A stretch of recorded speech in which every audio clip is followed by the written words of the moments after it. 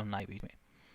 First हमारे पास क्या है बेटा, डिस्टेंस आ जाता है। तो इंट्रोडक्शन में हम कुछ पॉइंट्स के बारे में लिखते हैं कि जो हमारे पास डिस्टेंस होता है, पहला पॉइंट आपके पास ये है कि ये जो डिस्टेंस है it is basically length of actual path followed. ठीक है, किसी भी दो पॉइंट्स के दरमियान जब आप मूव करते हैं तो उसमें जो हमारे पास डिस्टेंस होता है वो basically length of the path होता है, अगर आसान ज़बान में अगर हम बात की जाए तो। ठीक है, डिस्प्लेसमेंट को ज़रा समझने के लिए आपने थोड़ा सा इधर फोकस करना है। सपोज कर लें कि बेटा आपके पास एक पॉइंट P है, या आप कह दें कि एक पॉइंट है A। इस पॉइंट पे एक बॉडी आपके पास है, तो उस पॉइंट से बॉडी ने मूव करना स्टार्ट करना है। Let this is the point ए जहाँ से बॉडी आपकी क्या कर रही है, मूव करना स्टार्ट कर रही है। और एक चीज़ और मैं बताता चलूँ बेटे, हमारे कोर्स का हिस्सा नहीं है लेकिन जस्ट आपको इंट्रोडक्शन होना चाहिए कि देखिए ये हमारे पास ओरिजिन होता है। ठीक है, अब ओरिजिन से अगर आपने इस पॉइंट को लोकेट करना है तो उसके लिए आपको एक वेक्टर को प्लॉट करना पड़ेगा। ठीक है, रिपीट करता हूँ कि ओरिजिन से किसी भी पॉइंट को लोकेट करने के लिए आपको वेक्टर प्लॉट करना पड़ता है। सपोज कर लें कि मैं वो वेक्टर जो प्लॉट कर रहा हूँ वो हमारे पास लेट से इस पॉइंट को लोकेट करने के लिए हो रहा है, तो मैं कहता हूँ let this is the vector, और इस वेक्टर का अपना नाम होता है जिसको हम कहते हैं this is known as position vector. ठीक है, तो जस्ट नाम बता रहा हूँ, आपको सिर्फ याद रखना है बस, बाकी कोर्स का हिस्सा नहीं है हमारा। पोजीशन वेक्टर क्या होता है, जो किसी पॉइंट को लोकेट करने के लिए ड्रॉ किया जाता है किसी रेफरेंस पॉइंट से, तो उसको हम कहते हैं ये क्या है, पोजीशन वेक्टर कहा जाता है। और इस पॉइंट को लोकेट किया तो मैं इसको कहता हूँ let this is the position vector R1, और ये हमारे पास एरो प्लेस करूँगा। अब एक बॉडी है जो कि ए पॉइंट से उसने मूव किया, सपोज कर लें कि उसने मूव किया इस पॉइंट तक, let's say this is the point B, यानी ए पॉइंट से बॉडी ने मूव किया किधर, बी पॉइंट की तरफ। तो इसको मैं कहता हूँ कि अगर मैं यहाँ ए से बी की तरफ आपका चला गया है, पॉइंट बी की तरफ बॉडी मूव की है, तो इसको मैं कहता हूँ let this is the point B. ठीक है, अब इस पॉइंट बी को लोकेट करने के लिए आपको किसी भी रेफरेंस पॉइंट से प्लॉट करना पड़ेगा पोजीशन वेक्टर को। तो let's from the starting point जहाँ से आपके पास ओरिजिन है, उससे अगर मैं बात करूं तो ओरिजिन से मुझे वेक्टर को प्लॉट करना पड़ेगा जिसको हमने कहा कि वो पोजीशन वेक्टर होता है। तो ये आपका क्या हो जाएगा, पोजीशन वेक्टर है। तो इस पॉइंट बी को लोकेट करने के लिए किसी ओरिजिन से हमने ड्रॉ किया है, इसको मैं कहता हूँ ये पोजीशन वेक्टर है, तो इसको मैं कहूँगा late this is the vector R2 मैं कह देता हूँ। देखिए हमारे पास जो क्या होता है, दो पॉइंट्स हैं उसके दरमियान, अगर मैं इस बात को लिखूं कुछ इस तरह से, उसके बाद मैं समझाता हूँ कि किसी भी दो पॉइंट्स के दरमियान जो सबसे शॉर्टेस्ट पाथ होता है, shortest path between two points, तो उसको मैं कहूँगा कि ये आपका क्या हो जाता है, this is called the displacement. तो ए से बी के दरमियान जो ये जो आपका एरो प्लेस हुआ है, इसको मैं कहूँगा कि ये बेसिकली आपका क्या है, दिस इज दी डिस्प्लेसमेंट कहा जाएगा। ठीक है, तो इसको आपने डिस्प्लेसमेंट कहना है। ज़रा फोकस कीजिएगा इधर बेटे प्लीज़। देखिए अगर आप इसको हेड टू टेल रूल से आप इसको सॉल्व करना चाहें, ठीक है, तो ये फर्स्ट वेक्टर आपके पास है R1, इसका हेड है, उसके साथ सेकंड वेक्टर आपका D है, इसका टेल आपकी कोइंसाइड हुई है, तो हेड से टेल मिला हुआ है। तो मैं लिख सकता हूँ कि R1 के साथ आपका जो डिस्प्लेसमेंट वेक्टर है वो ऐड हुआ है, दिस इज इक्वल्स टू, ये देखें R2 जो है वो पहले वेक्टर के टेल से कोइंसाइड हुआ है, लास्ट वेक्टर के हेड से कोइंसाइड हुआ है, तो ये this is the resultant vector, जिसको मैं लिखूंगा कि ये आपके पास क्या बन जाएगा, this is the R2 vector का आ जाएगा। तो हमने डी फाइंड करना है, तो बेसिकली जो डी वेक्टर आपके पास होगा, इसको मैं लिखूंगा R1 को उस साइड पे लेके चले जाए राइट साइड पे, तो R2 बन जाएगा, माइनस आपके पास क्या बनेगा, R1 बन जाएगा। सो बेसिकली जो आपका डिस्प्लेसमेंट आ गया वो क्या आ जाएगा, R2 माइनस आपके पास क्या बन जाएगा, R1 वेक्टर आ जाएगा। सो दिस इज बेसिकली वर्ड आपका पोजीशन वेक्टर चेंज हुआ है ए पॉइंट से बी पॉइंट तक। तो इस बात को आप इस तरह भी लिख सकते हैं कि जो हमारे पास डिस्प्लेसमेंट होता है it is basically what, this is the change in position vector.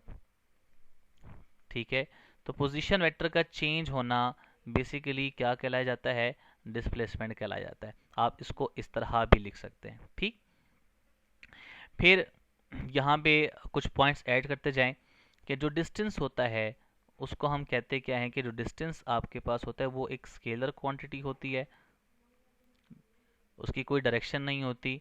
जब आप यहाँ पे डिस्प्लेसमेंट की बात करेंगे तो उसको आप बोलेंगे कि ये आपके पास क्या है, वेक्टर क्वांटिटी है, बिकॉज इट इज़ डायरेक्शन, मतलब डायरेक्शन इन्वॉल्व होगी है, shortest directed path between initial and final position होता है, इसलिए हम कहते हैं कि ये आपके पास क्या होती है, वेक्टर क्वांटिटी होती है। ठीक, यहाँ पे एडिशन कर लेते हैं एक पॉइंट और की बेटे, कि जो हमारे पास डिस्टेंस होता है तो डिस्टेंस की जो यूनिट है वो होती है मीटर, और उसको हम डिनोट करते हैं किससे, स्मॉल m से डिनोट करते हैं।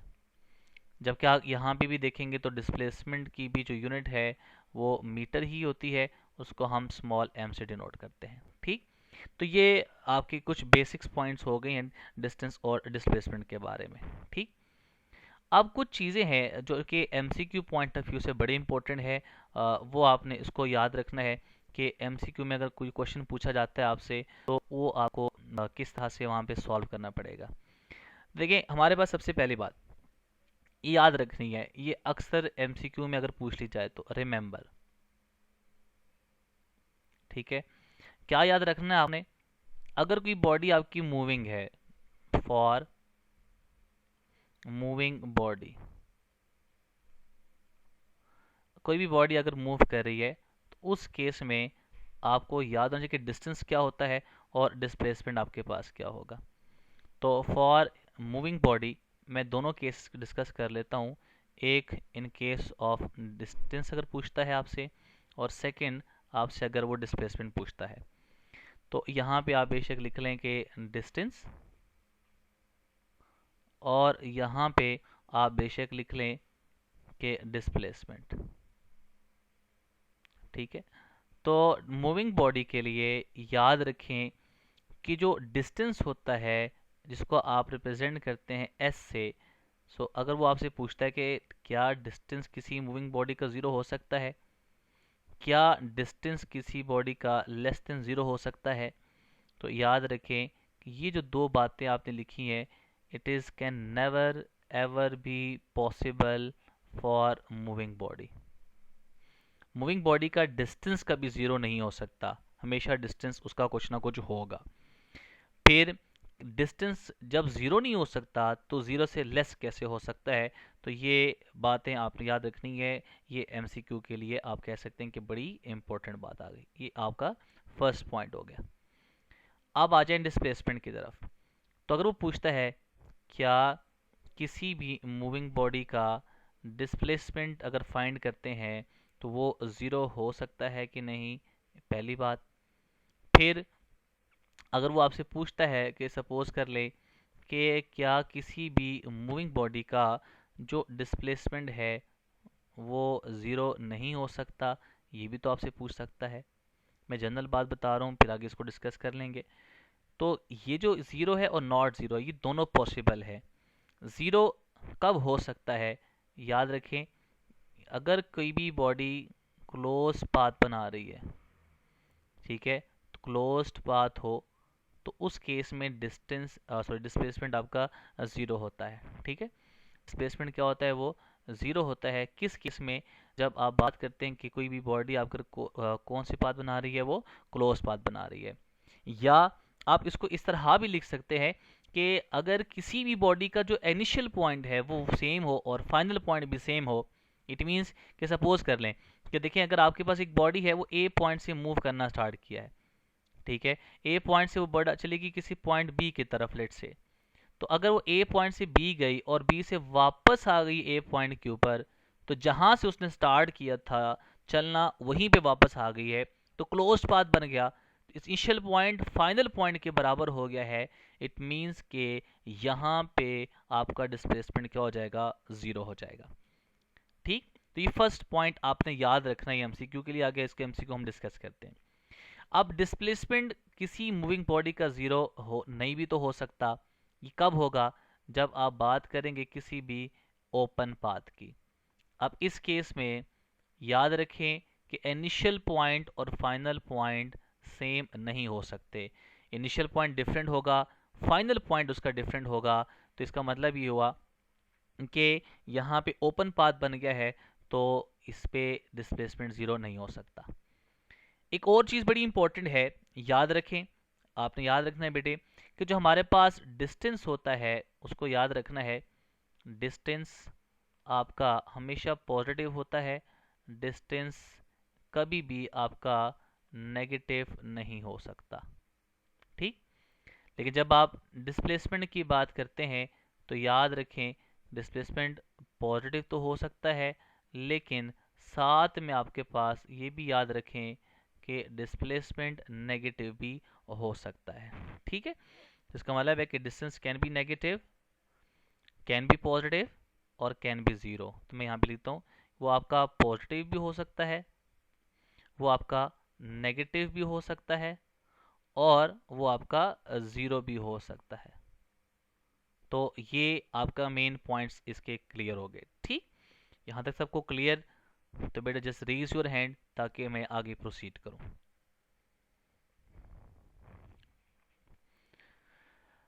बेटा clear?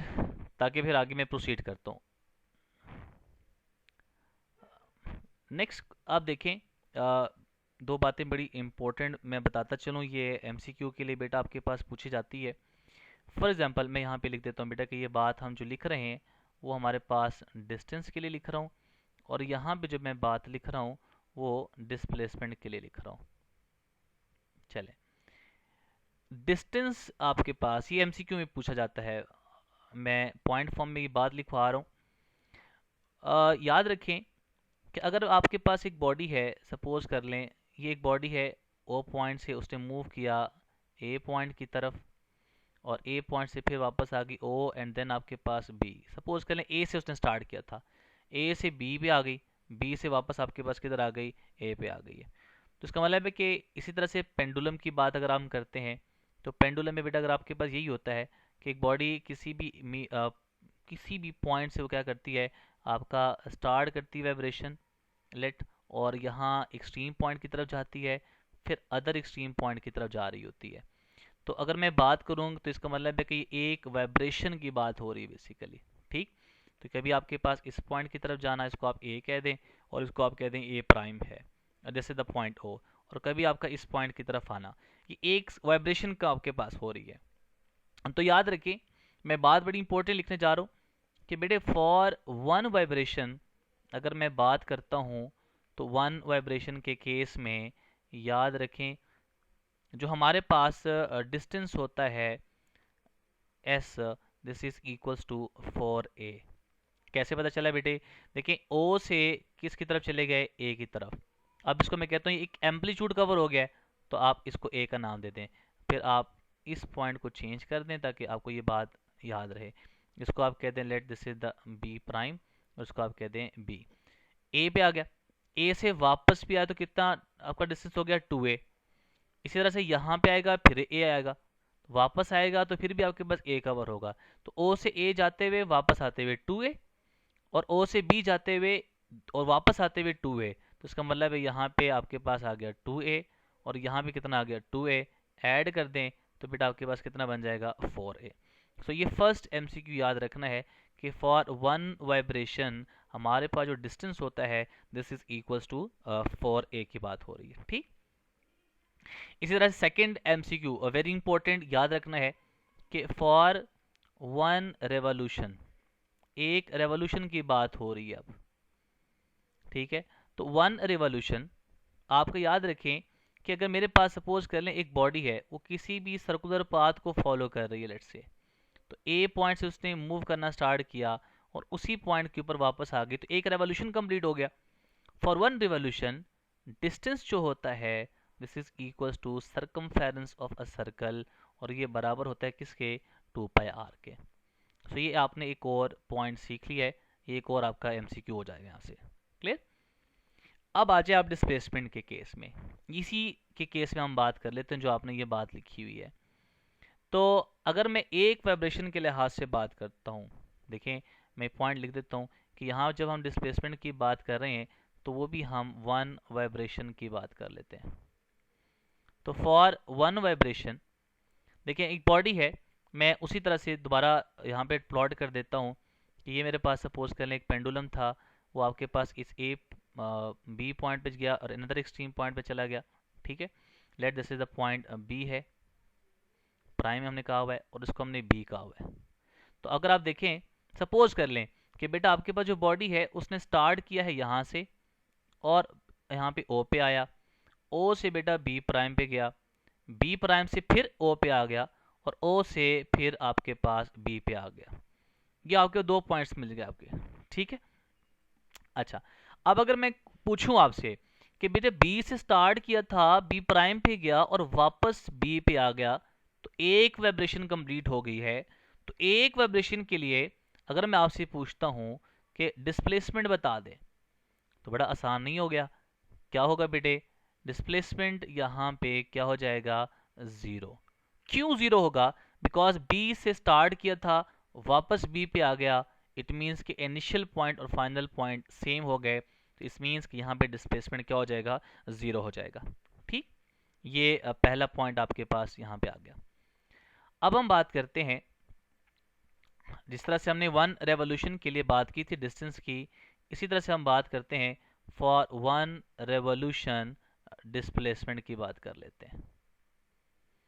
For one revolution displacement की बात करें, देखें मैंने कहा ना कि एक बॉडी आपके पास है, वो सर्कल में मूव कर रही है ऐसे।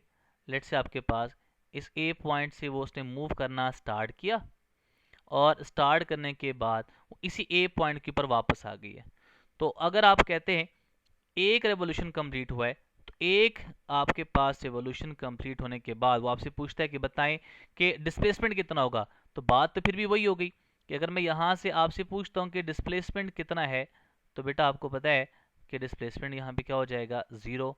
और आपसे पूछते हैं बेटा क्यों ज़ीरो है, तो बात समझनी है कि इनिशियल पॉइंट और फाइनल पॉइंट आपके पास क्या हो जाए, सेम हो जाए, तो डिस्प्लेसमेंट हमेशा क्या हो जाता है, वो ज़ीरो हो जाता है। तो ये आपने चार पॉइंट को बेटे क्या कर लिया है, सीख लिया है। ये चार एमसीक्यू बेटा आपके पास यहाँ क्लियर हो जाते हैं। बेटे क्लियर, ओके। अब हम मजीद क्वेश्चंस की तरफ जाते हैं। सपोज कर लें कि आपके पास क्वेश्चन कुछ इस तरह से है, लेट्स से हमारे पास एक क्वेश्चन आ गया। वो क्वेश्चन कुछ इस तरह से है कि एक बॉडी है, मैं यहाँ पे एक और एमसीक्यू प्लॉट करने जा रहा हूँ। तवज्जो रखिएगा, वेरी इंपॉर्टेंट एमसीक्यू, आपने इस बात को ज़रा गौर से देखना है और सीखना है। एक बॉडी है, लेट्स से सपोज कर लें, क्वेश्चन आ गया, वो कहता है कि आपके पास बॉडी है, उसने मूव किया, एक पॉइंट गिवन है आपको, वो है कि 2 3। यहाँ से बॉडी ने मूव करना स्टार्ट किया और मूव करते करते किसी भी दूसरे पॉइंट की तरफ पहुँच गई। सपोज कर लेता हूँ कि ये पॉइंट आपके पास है और इस पॉइंट की जो आपके पास फॉर्मेशन गिवन है वो है 5 7। So this is the point B और बॉडी ने ए से बी की तरफ मूव किया है। वो आपसे पूछता क्या है, आपसे पूछता है कि आपने क्या बताना है, डिस्प्लेसमेंट की वैल्यू को आपने कैलकुलेट करना है। ठीक है, और ऑप्शन आपको देता है, सपोज कर लें वो देता है 3 मीटर दे गया, फिर आपके पास 4 मीटर है, फिर सपोज कर लें कि 5 मीटर है और फिर आप सपोज कर लें कि 9 मीटर है। ये अब आपका क्वेश्चन है। ठीक है, इस क्वेश्चन को ज़रा गौर से देखिएगा। इस क्वेश्चन के अंदर दो चीज़ें आपने बेटे यहाँ पे जहन में रखनी है और बेटा आपने इसको याद रखना है। चलें, सबसे पहले तो बेटा आपके पास क्या होगा, आपने भी कहा कि जब मैं इस तरह के क्वेश्चन को सॉल्व करूँगा तो हमारे पास क्या होता है, displacement is the change in the position vector. अभी हमने कहा था कि हमारे पास क्या होता है, R2 वेक्टर में से माइनस कर दें किसको, R1 वेक्टर को। अब ये जो फर्स्ट पॉइंट होता है ना बेटा, ये किसको इंडिकेट करता है, x को, ये x को इंडिकेट करता है और ये y को इंडिकेट कर रहा है। ये आपके पास इस तरह से x को इंडिकेट करता है, ये y को इंडिकेट करता है। तो पोजीशन वेक्टर जब प्लॉट होगा तो i और j एक्स के अलॉन्ग यूनिट वेक्टर होता है आई, याद रखें, दोबारा रिपीट करता हूँ, एक्स के अलॉन्ग आपका यूनिट वेक्टर होता है आई, वाई के अलॉन्ग यूनिट वेक्टर होता है जे। तो आप इसकी फॉर्मेशन पहले लिख लें। तो मैं लिख सकता हूँ डिस्प्लेसमेंट इज इक्वल्स टू, इस पॉइंट को मैं वेक्टर फॉर्म में लिख रहा हूँ, एक्स की वैल्यू आपके पास क्या है 2, और एक्स के अलॉन्ग यूनिट वेक्टर कौन सा होता है आई। ठीक है, तो हमारे पास बेसिकली, चले मैं R2 को लिखता हूँ पहले बेटा, देखें ये देखें, एक्स की वैल्यू आपके पास क्या होती है 5, एक्स के अलॉन्ग यूनिट वेक्टर क्या होता है आई, प्लस हमारे पास y की वैल्यू क्या है 7, और हमारे पास y के अलॉन्ग यूनिट वेक्टर कौन सा होता है j। ये आपने लिख लिया, इसको आपने वेक्टर फॉर्म में लिख लिया। ठीक है, अच्छा अब यहाँ पे जो हमारे पास सेकंड दूसरा जो पॉइंट आपने लिखा हुआ है बेटे, तो उस पॉइंट को जरा देखें, वो आपके पास कौन सा है 2 और 3 है, इसमें से सबट्रैक्ट करना है 2 और 3 पॉइंट को, तो x की वैल्यू क्या हो गई 2, x के अलॉन्ग यूनिट वेक्टर कौन सा होता है i, फिर हमारे पास y की वैल्यू क्या है 3, और उसके अलॉन्ग यूनिट वेक्टर कौन सा होता है j। ठीक, अब आप क्या करें, आपने क्या करना है, यहाँ पे सब्ट्रैक्शन करें, तो x को x से सब्ट्रैक्ट कीजिएगा, y को y से सब्ट्रैक्ट करें, तो 5 माइनस 2, मैं इसको लिखता हूँ displacement is equals to 5 minus 2 क्या बनेगा आपके पास 3i, प्लस और 7 माइनस 3 क्या बनेगा, क्या हो जाएगा 4j बन जाएगा। मैंने कहा ना इस एमसीक्यू के अंदर दो बातें आपने सीखनी है। फर्स्ट बात तो आपने ये सीखी कि जब हम किसी भी पॉइंट को वेक्टर फॉर्म में लिखेंगे, एक बात तो आपने यहाँ पे ये सीख ली है, तो आप इसको इस तरह से लिखेंगे। दूसरा तो हमसे क्या पूछ रहा है, डिस्प्लेसमेंट का मैग्नीट्यूड पूछ रहा है, तो बेटे फार्मूला डिस्प्लेसमेंट के मैग्नीट्यूड का क्या होता है, आपने अभी, मैं लिख सकता हूँ, देखें मैग्नीट्यूड जब भी फाइंड करना होगा बेटा, तो x की वैल्यू का स्केयर ले लें। मैं जनरल फॉर्म में लिखता हूँ, डिस्प्लेसमेंट का मैग्नीट्यूड का फार्मूला क्या होता है under root of x square plus आपके पास क्या होगा y का स्केयर। x की वैल्यू क्या है 3 का स्केयर बन जाएगा, प्लस y की वैल्यू क्या है 4, उसका स्केयर बनेगा, तो क्या बन जाएगा डिस्प्लेसमेंट का मैग्नीट्यूड इज इक्वल्स टू 3 का स्केयर 9, 4 का स्केयर 16, तो क्या बन जाएगा 16 plus 9, this is equals to under root of 25। So it means कि डिस्प्लेसमेंट का मैग्नीट्यूड मेरे पास कितना आ गया अंडर रूट ऑफ 25 मीन्स 5। तो ये आपके पास डिस्प्लेसमेंट आ गया। सो द करेक्ट ऑप्शन आपके पास क्या बन जाएगी, this is the Charlie option. ये आपके पास करेक्ट ऑप्शन आ गए। आगे हम मैं सिखाऊंगा ऐसा करके, अगर स्क्वायर रूट आपका 25 ना हो, 29 हो, 36 ना हो, मतलब परफेक्ट स्क्वायर ना बनता हो, तो उसकी वैल्यू को कैसे प्रिडिक्ट करना है, लेकिन हम साथ साथ सीखेंगे ताकि वो चीज़ें आपको उसी टाइम प्रैक्टिस हो। ये बात सबको क्लियर है, यहाँ तक क्लियर है बेटा, तो जस्ट रेज योर हैंड जी। क्वेश्चन बेटा पूछें। जी जी बेटा, जिसका क्वेश्चन है रेस किया हुआ हाथ, क्वेश्चन अगर है तो पूछ लें, अगर क्लियर है तो बेटा लोअर कर दे रेस को। Okay thank you. अब आ जाएं नेक्स्ट हमारे पास, जो हमें मूव करना है नेक्स्ट क्वेश्चंस की तरफ, वो देखें। ये बेटा आपके पास पास पेपर का क्वेश्चन है दो, एक ईटा में आया हुआ है और ये भी पास पेपर का क्वेश्चन है बहरल, इसको ज़रा देखिएगा। वो कहता है a body moves towards the north a displacement of 15 metre.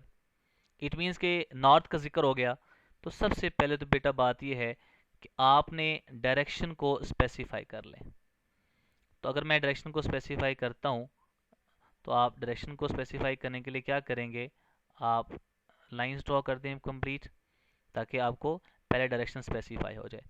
Let's say हमारे पास ये जो लाइंस है, ये जो डायरेक्शन बता रही हैं, ये आपके पास ईस्ट है, ये आपके पास क्या है वेस्ट है, ये नॉर्थ है, और ये बेटा आपके पास साउथ हो गया। ठीक है, दिस इज द साउथ। अब क्वेश्चन की स्टेटमेंट को पढ़े और उसको फॉलो करते जाएं। सबसे पहले अ body moves towards the north, इसका मतलब है बॉडी ने नॉर्थ मूव किया है। अ डिस्प्लेसमेंट ऑफ 15 मीटर, इसका मतलब ये हुआ कि बॉडी ने मूव किया टुवर्ड्स द नॉर्थ और उसका जो डिस्प्लेसमेंट है वो हमें इंडिकेट करता है कि यहाँ पे कितना है, 15 मीटर है। डिस्प्लेस्ड विल बी जीरो, कहता है कि डिस्प्लेसमेंट जीरो होगा। The same magnitude of displacement is covered towards, यानी आपको डिस्प्लेसमेंट जीरो रिक्वायर्ड है। कब डिस्प्लेसमेंट जीरो हो जाएगा, सेम मैग्नीट्यूड के साथ अगर बॉडी मूव करती है तो उसको किस डायरेक्शन में मूव करना चाहिए। Anyone who can answer.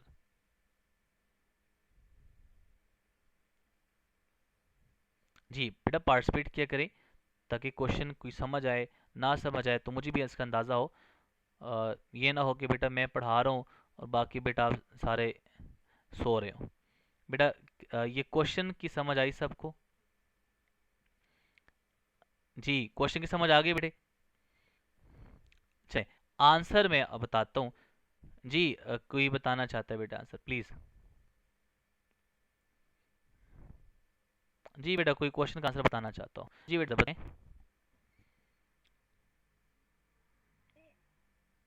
Sorry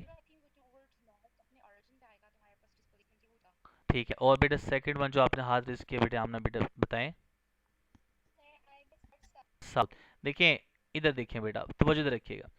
अब देखिए ना, जब आप यहाँ और कर रहे हैं तो इसका मतलब ये हुआ कि आप नॉर्थ की तरफ जा रहे हैं, तो ये आपका सपोज कर लें प्लस, मैं ले रहा हूँ साइन, साइन कन्वेंशन की बात कर रहा हूँ। तो डिस्प्लेसमेंट जब आप इसके रिवर्स करेंगे डायरेक्शन को, इसका मतलब है कि वापस आ रहे हैं इस डायरेक्शन में, तो फिर आपको जो साइन रहेगा वो क्या लेना पड़ेगा, -15 मीटर लेना पड़ेगा। तो तब जाके आपका डिस्प्लेसमेंट वो जीरो बन सकता है। ठीक है, क्योंकि डायरेक्शन रिवर्स करेंगे तो -15 हो जाएगा, तो वो जीरो बन जाएगा। ठीक, अब ये जो डायरेक्शन मूविंग है वो किस डायरेक्शन में जा रहा है, आपके मूव कर रहा है किसके, अलोंग दी साउथ डायरेक्शन। ठीक है, तो इसका मतलब है कि 15 मीटर मूव करे लेकिन डायरेक्शन रिवर्स हो, नॉर्थ का रिवर्स डायरेक्शन कौन सा है, जाता है। ठीक है, तो इसलिए करेक्ट ऑप्शन आपके पास क्या बन जाएगी, this will be the south. अच्छा अब आ जाए बेटे आपके पास नेक्स्ट क्वेश्चन की तरफ जो हमारे पास है। वो क्वेश्चन कुछ इस तरह से है कि a particle starts from moves towards the A. Suppose कर लें कि ये आपके पास सेंटर है ओ, वो कहता ये है कि ओ से नष्ट किया उसने, सपोज कर लिया कि बेटा ए पॉइंट, लेट्स से हम कहते हैं कि ये, ठीक है, this is the point A, then it moves along A B. Suppose कर लें कि ये पॉइंट आपके पास क्या है, बी है, अलोंग ए बी उसे मूव करना स्टार्ट किया एंड देन स्टॉप्स, क्या कर गया है, स्टॉप कर गया। क्या है, if the radius is 100 metre, it means कि आपके पास क्या होगा, 100 मीटर, देन डिस्प्लेसमेंट इज। बड़ी सिंपल बात याद रखें कि अगर किसी भी डिस्प्लेसमेंट की बात होती है तो आपने ये बात कि डिस्प्लेसमेंट के लिए मैं बड़ी आसान सी बात समझा देता हूँ कि सिराते मुस्तकीम मतलब कि आपके पास स्ट्रेट पाथ को आपने फॉलो करना है। ठीक, स्ट्रेट पाथ को फॉलो करेंगे तो फिर आपके पास डिस्प्लेसमेंट को फाइंड आउट करना कोई मसला नहीं होता। तो अगर ए पॉइंट से बी पॉइंट की तरफ आपसे पूछता है कि ए से बी जा रहा है तो डिस्प्लेसमेंट बता दें, या ए से बी मूव किया, कहता है डिस्प्लेसमेंट क्या होगा, तो देखिए ना इनिशियल पॉइंट आपके पास ये, ठीक, तो इनिशियल पॉइंट ये हो गया, फाइनल पॉइंट कौन सा है, बी है। हमें पाथ से तो गर्ज ही नहीं होता डिस्प्लेसमेंट में, हमें तो इनिशियल और फाइनल पॉइंट के दरमियान जो आपके पास डिस्टेंस बनता है वो स्ट्रेट पाथ बनता है, उसको हम कहते हैं डिस्प्लेसमेंट। तो ओ का यही बेसिकली आपका क्या होगा, दिस इज द डिस्प्लेसमेंट। तो ये रेडियस के बराबर ही है और रेडियस आपके पास कितना है, 100 मीटर है। तो इसका मतलब है यहाँ जो करेक्ट ऑप्शन बनेगी क्या बनेगी, दिस इज दी 100 मीटर, क्योंकि हमें पाथ से नहीं होता, हमें शॉर्टेस्ट पाथ से गर्ज होता है, शॉर्टेस्ट लेंथ से गर्ज होता है, और वो आपके पास क्या बन जाता है, ओ से बी बनता है। तो इसका मतलब है this is the word displacement of a body. ठीक, ये आपका सेकंड एमसीक्यू यहाँ से क्लियर हो गया। अब आ जाए हमारे पास next part of the distance and displacement. बड़ा ही इंपॉर्टेंट पॉइंट है इसके अंदर बेटे, वो आपने याद रखना है। अब आ जाए हमारे पास सर्कल के केस पे। तो सबसे पहले अगर मैं ये सर्कल की बात करूं, इससे बहुत सारे क्वेश्चन बनते हैं, तो तवज्जो ज़रा इधर रखनी है, गौर से बेटा इसको देखना है आपने। सपोज कर लें इस पॉइंट को आप नाम के, ये पॉइंट मेरे पास है ओ, ओरिजिन कह दें इसको। इस पॉइंट को आप कह दें कि ये पॉइंट क्या है ए। इस पॉइंट को आप कह दें let this is the point B. इस पॉइंट को आप कह दें let this is the point C. और इस पॉइंट को आप कह दें let this is the point D कह दें आप। ठीक है, ये आपके पास क्या है कि असल के केस में किस तरह के क्वेश्चन आपसे पूछे जाते हैं। सबसे पहले आप यहाँ पे देख लें कि मैं बात करता हूँ कुछ इस तरह से कि फ्रॉम पाथ, यहाँ पे लिखता हूँ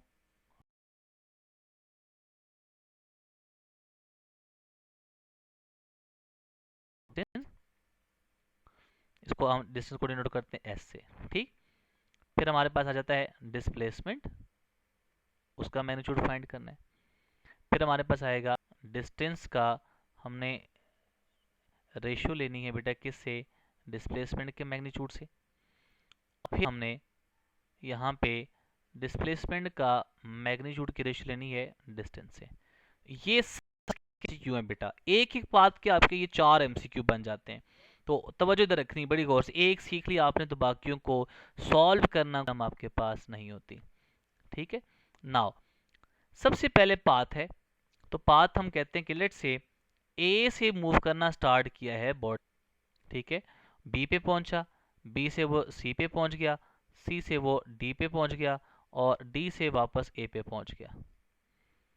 तो अगर मैं बात करता हूँ सपोज कर ए से ए की तरफ जा रहा है, ठीक है, फ्रॉम ए टू ए। तो ए टू ए मीन्स यहाँ पे लिख बेटा कि आपका यहाँ पे लिख लें साथ कि क्या है, this is the complete circle की बात हो रही है। तो बेटा अभी हम लास्ट टाइम क्या लिखा हुआ था कि for a complete circle A से बॉडी मूव किया, ए पे वापस आ गई, तो डिस्टेंस जो होता है वो तो सरकमफेरेंस ऑफ अ सर्कल होता है। इट में यहाँ पे जो हमारे पास वैल्यू आएगी, this will be equals to 2πr। फिर ए से आपका यहाँ से आपने मूव करना स्टार्ट किया है और वापस भी आप उसी पॉइंट पे आ गए हैं, तो फाइनल पॉइंट भी वही हो गया। So initial point is equals to final point, close path बन गया। तो कम क्लोज पाथ पे हमारे पास डिस्प्लेसमेंट क्या होता है, 0 होता है। अब आ जाए रेशो पे, तो एस की वैल्यू कितनी है, तो इस एस की वैल्यू आपके पास है 2πr। डिस्प्लेसमेंट की वैल्यू क्या है आपके पास, 0। ठीक है, तो इसका मतलब है anything divided by 0 is equals to word infinity. तो आपकी रेशियो का आंसर क्या बनेगा, इन्फिनिटी। अब आ जाए इस पॉइंट के ऊपर डिस्प्लेसमेंट को, डिस्प्लेसमेंट आ रहा है इस दफ़ा, तो 0 डिवाइडेड बाय डिस्प्लेसमेंट 0 हो गया, डिस्टेंस 2πr है, तो 0 डिवाइडेड बाय एनीथिंग आंसर है वो 0 आ जाता है। अब ये सारे एमसीक्यू है, वो पूछता है कि कंप्लीट सर्कल के लिए डिस्टेंस बता दें, तब आप ये लिखेंगे। डिस्प्लेसमेंट बता दें, तब आप ये लिखेंगे। इसका मतलब है डिस्टेंस और डिस्प्लेसमेंट की रेशियो बता दें, वो इन्फिनिटी है। डिस्प्लेसमेंट और डिस्टेंस बता दें, उसका आंसर क्या बनेगा, 0 बन जाएगा। ठीक है, अब आ जाए सेकंड केस में। सपोज कर लें वो ए से कहता है सी की तरफ, ये पहला केस आपके पास था। सेकंड केस है आपके पास क्या है, ए से आपकी बॉडी जा रही है किधर, सी की तरफ। यानी ए से मूव करना स्टार्ट करते करते किधर चले गई, सी पे। तो ये हाफ सर्कल सर्कल बन जाता है। इट मीन्स कि इस तरह